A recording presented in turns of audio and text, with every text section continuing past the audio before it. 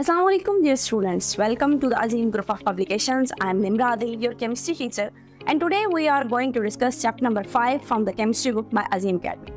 Chapter number 5 atomic structure, जिसमें हम ये डिस्कस करेंगे कि एटम का स्ट्रक्चर बेसिकली क्या है। सबसे पहले अगर बैकग्राउंड हिस्ट्री की बात की जाए तो सबसे पहले हमारे पास डेमोक्रेटस साइंटिस्ट है। डेमोक्रेटस ने ये कहा था कि जितना भी मैटर है वो छोटे छोटे पार्टिकल से मिलकर बना है और उन पार्टिकल्स को कहते हैं एटम्स। लेकिन फिर ये भी बात उसने की कि ये जो एटम है आप इसको मजीद डिवाइड नहीं कर सकते।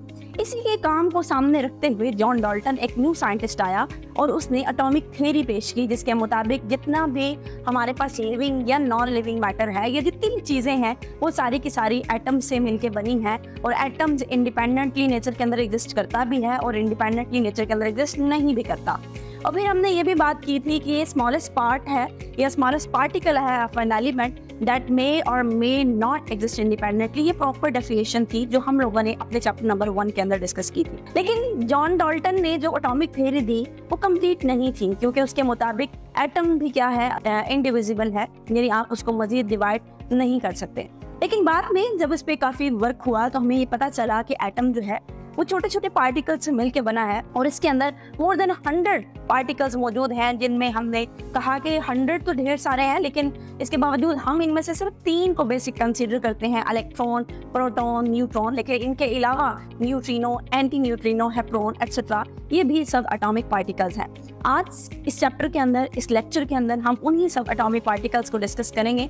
उनमें से सबसे पहले हम अपना क्वेश्चन जो डिस्कस करेंगे that is start explain the gas discharge tube experiment. इस गैस डिस्चार्ज ट्यूब एक्सपेरिमेंट में बेसिकली हम इलेक्ट्रॉन को डिस्कवर करने की कोशिश करेंगे। तो सबसे पहले एक डायग्राम आपके सामने स्क्रीन पे शो हो रही है। इस डायग्राम में अगर आप देखें तो सबसे पहले आपके पास एक ग्लास की बनी हुई ट्यूब है, जिसको हम गैस ट्यूब या ग्लास ट्यूब भी कह सकते हैं। इस ट्यूब के अंदर 2 इलेक्ट्रोड्स हैं, एक हमारे पास कैथोड का काम करेगा जबकि दूसरा हमारे पास एनोड का काम करेगा। और हम ये पढ़ चुके हैं कैथोड पे हमेशा चार्ज कौन सा होता है और एनोड पे चार्ज कौन सा होता है।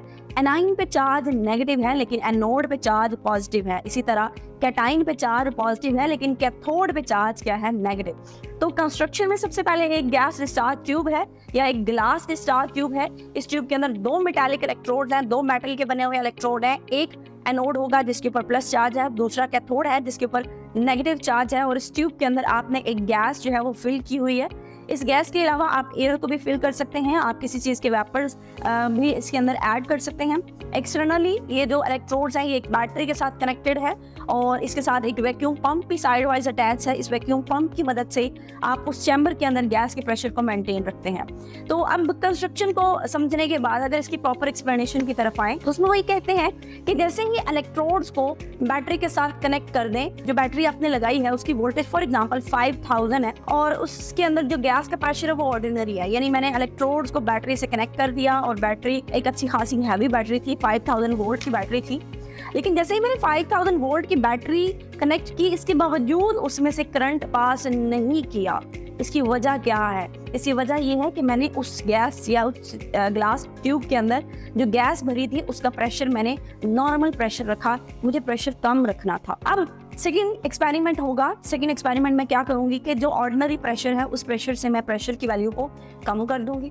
जैसे ही मैंने ऑर्डिनरी प्रेशर से प्रेशर की वैल्यू कम की और जो मैंने बैटरी अब कनेक्ट की वो मैंने 5000 से 10000 वोल्ट की अप्लाई कर दी, तो मैंने क्या देखा, electric discharge took through the gas producing a uniform glow inside the tube. यानी जैसे ही मैंने अब प्रेशर को रिड्यूस किया, बैटरी भी बड़ी कर दी, 5000 से 10000 पे लेके गई, तो फिर उसके अंदर मैंने देखा कि एक ग्लो भी प्रोड्यूस हो रहा है जो कि पहले प्रोड्यूस नहीं हो रहा था, हालांकि मैंने बैटरी बहुत बड़ी लगाई हुई थी। इसकी वजह यह है कि प्रेशर का कोई ना कोई उसके अंदर रोल है, जिसकी वजह से पहले ग्लो प्रोड्यूस नहीं हुआ था, लेकिन जैसे ही मैंने प्रेशर को रिड्यूस किया तो उसके अंदर ग्लो प्रोड्यूस हो गया। उसके बाद फर्दर लिखा हुआ है कि अगर आप प्रेशर को मजीद रिड्यूस कर दें, रिड्यूस करके आप 0.01 टॉर पे ले आए, तो ये एक ऐसा पॉइंट है जब प्रेशर बहुत ज़्यादा रिड्यूस कर देंगे और उस टाइम हमारे पास वो जो ग्लो पहले प्रोड्यूस हुआ था वो ग्लो ही जो है वहाँ से डिसअपियर होना स्टार्ट हो जाएगा। जब ग्लो डिसअपियर होना स्टार्ट होगा उस टाइम इनविजिबल कुछ ऐसी रेडिएशंस प्रोड्यूस होंगी जो नज़र तो नहीं आएंगी, लेकिन वो कैथोड से अराइज होंगी और एनोड की तरफ मूव करेंगी, जिसकी वजह से हम इनको कैथोड रेज कहते हैं। एंड इट वाज ऑब्जर्व्ड कि ये जो कैथोड रेज है इनके पर चार्ज क्या है, नेगेटिव है। इनको कैथोड रेज ही क्यों कहा गया, क्योंकि कैथोड से ओरिजिनेट करती हैं, कैथोड से बनती हैं और एनोड की तरफ मूव करती हैं, इसलिए हम इनको कहते हैं these are known as cathode rays. ये नेगेटिवली चार्ज है और हमेशा पॉजिटिव प्लेट की तरफ मूव करेंगे। सो आई होप कि आपको यहाँ तक समझ आ गई होगी। आज के लिए इतना ही। अल्लाह हाफिज़।